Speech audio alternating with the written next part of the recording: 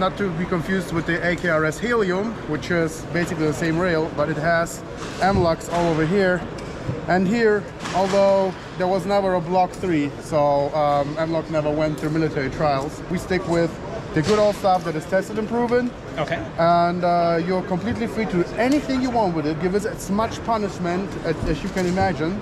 Okay. And there will be a little bit of a contest. So Giga from Polina Technical already has his rail. Okay. James Reese will receive it today in the evening. You got your rail.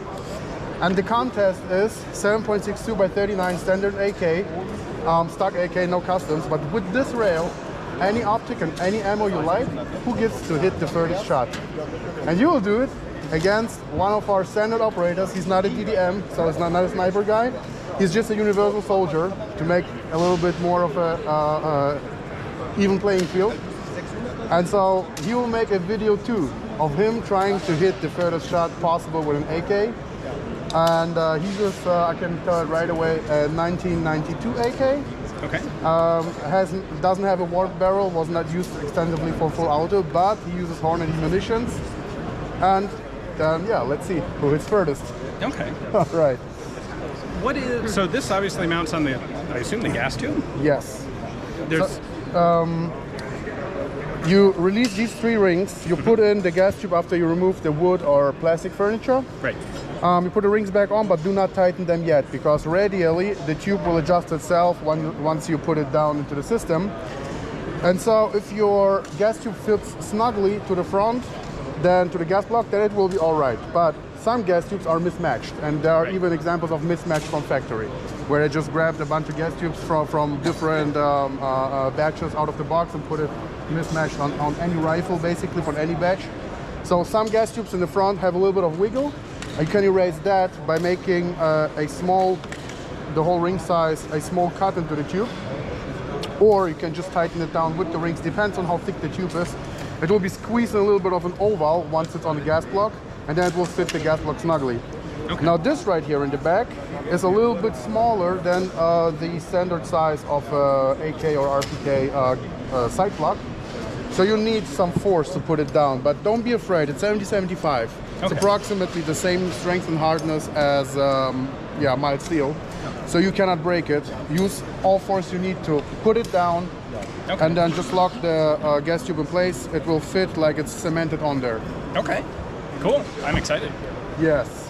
And again, it's for any AK, RPK, right. PSL rifles even. We even put it on the Galil, even though it doesn't have a sight block. But it was tight enough here in the front on the gas block, although friction fit, but nevertheless, it has some precision anyways. Right. It'll work if it needs to, but probably not super long term. Best is for AK platforms. Okay. There are some shotgun AKs, the first pattern Saiga series, 410 and 12 gauge, that have a standard AK sight block, and it fits them as well. But then the Molots and the latest Saigas that have a thicker gas tube and don't have any sight block, is no way to attach it then. Right. But on any AK. Thank you. All right. I'm very curious about the video. So am I. Yes, I'm excited to try this out. And by the way, we might have a cool tool coming up too, but I'm not quite sure how to put it or how to give it for testing. This AK rail is something, some of the, let's say, few things that we produce and develop that are fit for the civilian market. Most of the stuff that we develop is cool, but unfit for the civilian market. But I can just show you a video of what I'm talking about. Especially in regards of modern war, is there anything in regards of forgotten weapons you could imagine that could come back? Or otherwise, could you just give us a little outlook on what we can expect on your channel next? Well, I've got lots of old guns coming up. I've also got lots of relatively recent guns.